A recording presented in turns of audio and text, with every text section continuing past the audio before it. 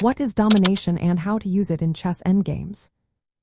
Have you ever found yourself in a chess endgame, wondering how to take control of the board? Today, we will discuss domination and how to effectively use it in your endgame play. Domination in chess refers to a situation where one player controls key squares or restricts the opponent's pieces. This is especially important in endgames, where fewer pieces mean that controlling critical squares can determine the winner. When you dominate, you are often controlling squares around the enemy king or pawns. This prevents them from advancing or escaping.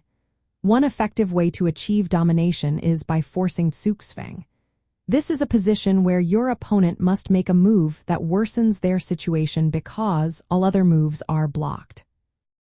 In the endgame, the king becomes a powerful piece. Activating your king is essential. Use it to control important squares and cut off the enemy king's access to key areas. For instance, in king and pawn endgames, gaining the opposition is a form of domination. This forces the opponent to give way, giving you the upper hand. Another technique is to control passed pawns. Dominate the squares in front of your opponent's passed pawns to prevent their promotion.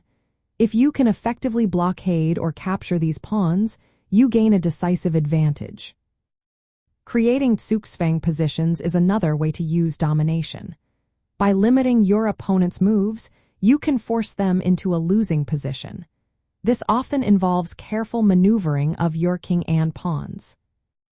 Triangulation is a technique that can help maintain domination. It involves making precise king moves that improve your position while forcing your opponent into a worse one. Simplifying into winning pawn endgames is also a practical application of domination. Often, domination leads to these winning endgames where your active king and better pawn structure secure victory. In practical terms, domination means positioning your pieces, especially your king, to control vital squares. By restricting your opponent's options, you can force them into disadvantageous moves. Mastering this concept is essential for converting small advantages into wins in the final phase of the game.